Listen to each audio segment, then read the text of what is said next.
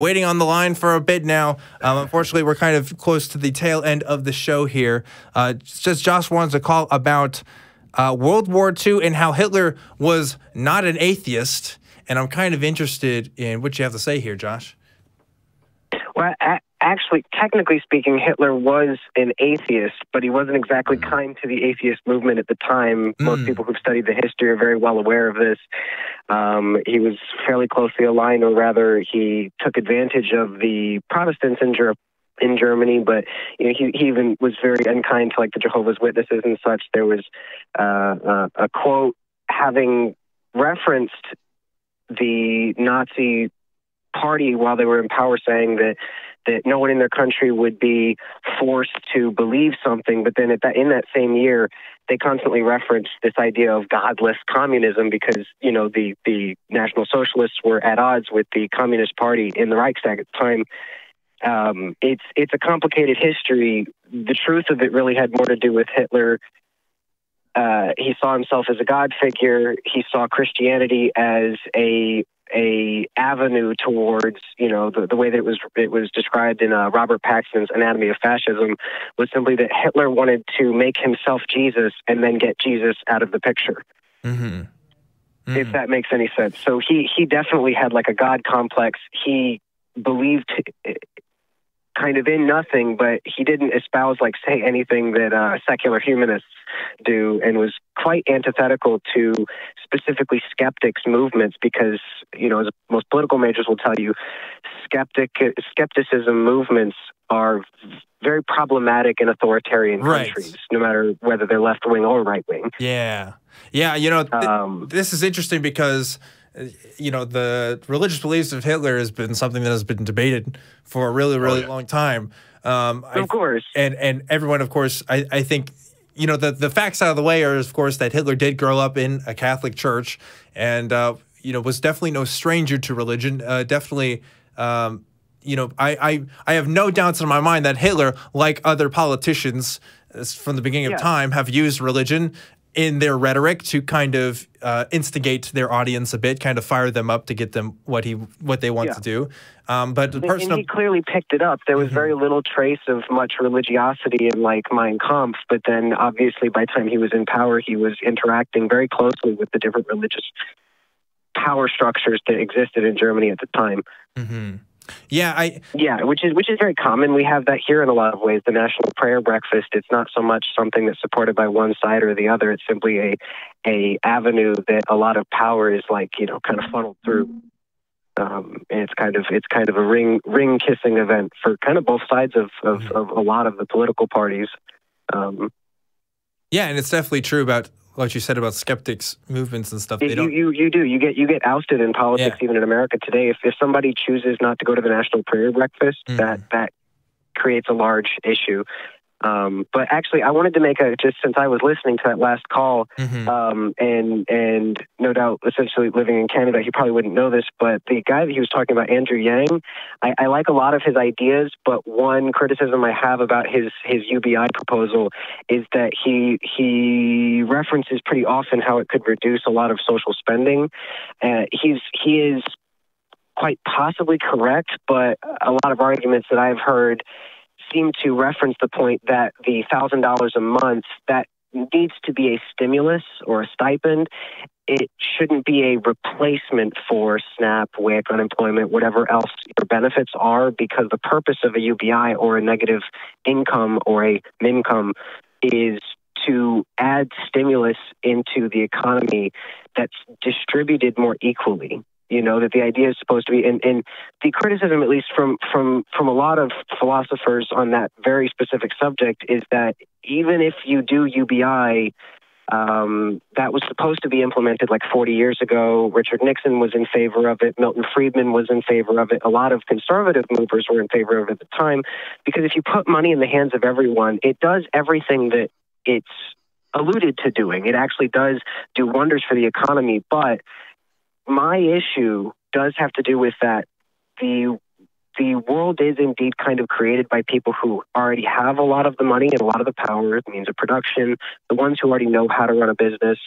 I work as a swing trader, not a day trader, but a swing trader, where I trade stocks every day.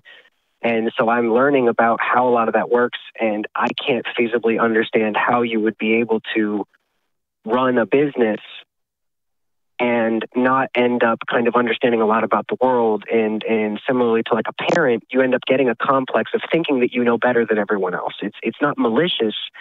It's a side effect of being in charge, you know? So my issue, at least with UBI, is that a lot of people that even started it back in the 70s and the 60s and earlier felt that UBI was not a solution. It was simply a Band-Aid to the problem. It would save the economy, but it would not actually change society. It would simply postpone where, you know, X number of years down the road, we would still have this mass accumulation of wealth in a very small number of people. I have a small list of things that that would 94% of the jobs that have been added since 2008 are either temporary gig or contract work.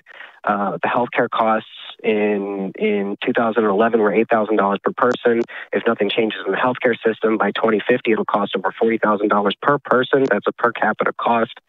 In 1978, CEOs made an average 30 times of their workers. In 2008, they make an average of 378 times. Workers' wages since 78 have increased on an average of 11.2%. Meanwhile, CEO wages increased an average of 937%. I hope you're reading this off of somewhere, right? You don't have this all memorized. I have it written down, yes. Okay. Well, some of it actually, you know, believe it or not, I mean, I'm running for town council. I'm trying to put together like a local coalition. I need to open up public transport in my little crappy rural town in Southern Virginia. Oh, right on. I got people here that are dying for lack of health care. I got people that are losing their jobs because of, you know, Family Dollar's closing stores. This whole area is struggling. You know, millennials, for all of the crap talking over the last 20 years, millennials actually have a lower standard of living than Gen X in terms of we're going to be the first generation to have a lower standard of living, first generation to have a lower life expectancy.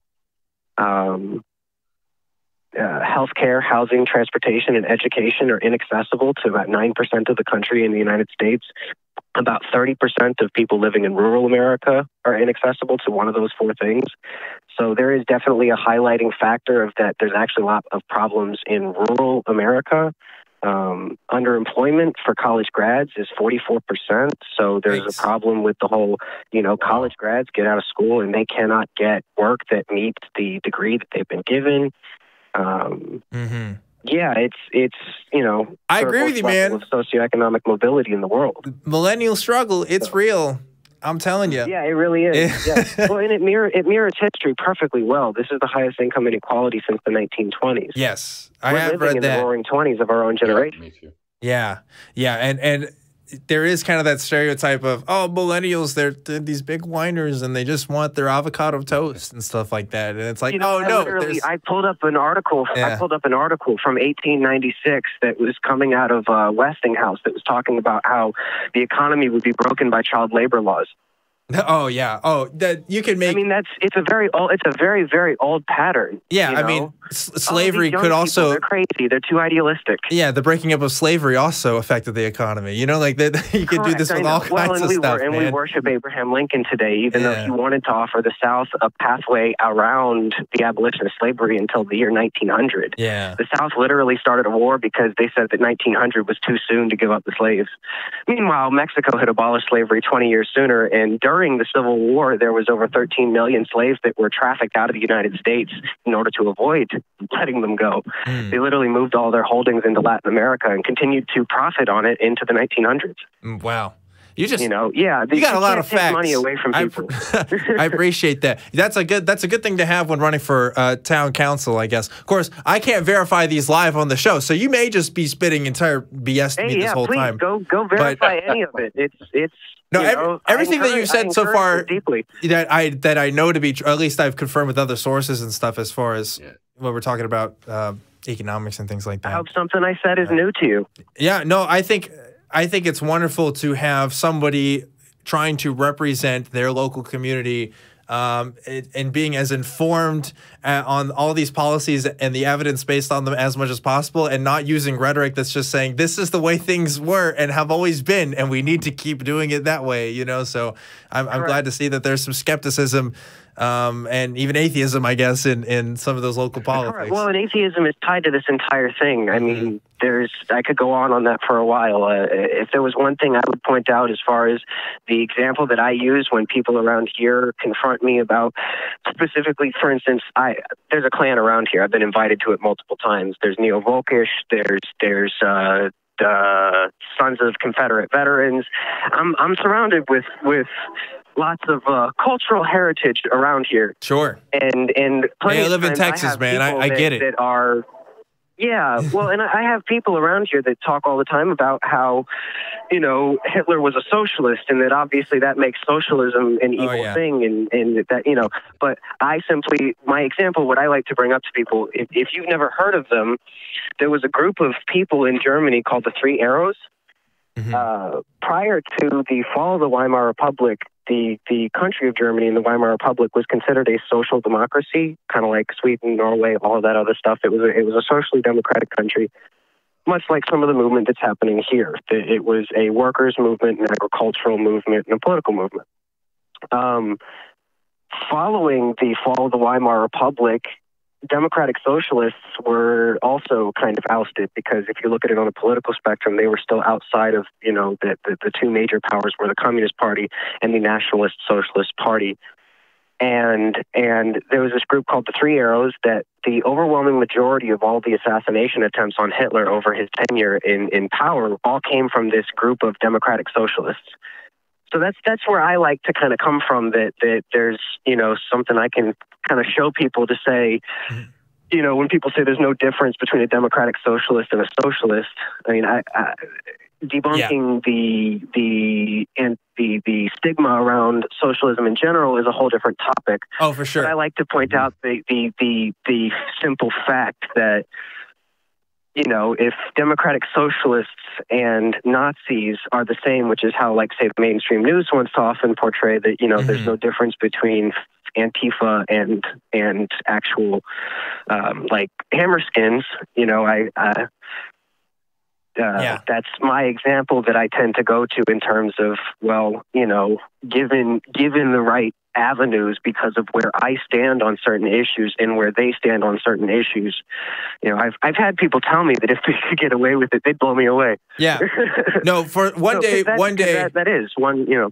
One day I think we really need on this show to talk about some of those, because I see it all the time, these kinds of, like, the whole, like, oh, the KKK was started by the Democrats, you know, like, you know, these kinds of, like, half-truths that are out there. Complete ignorance. Right, but it doesn't represent racist, history really and things like that. During FDR. Yeah. Yeah, for sure. Like there's definitely, there's more to the story than what's laid on the surface, you know, like when you put out facts like that, for sure.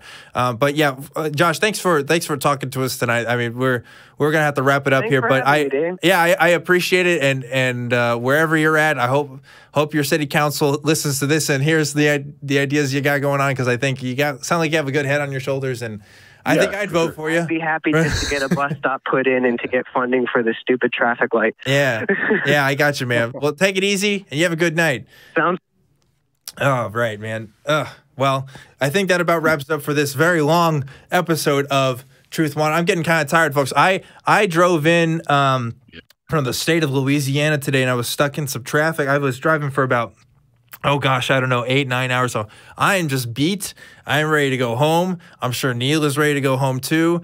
Let me just no. I'm going now. Yeah. Rock and roll music. That's right. That's right. I'm just going to go ahead and give you the plugs for what you can do with Truth Wanted in case you're listening to this somewhere besides the YouTube stream. I'm also available on iTunes, Spotify,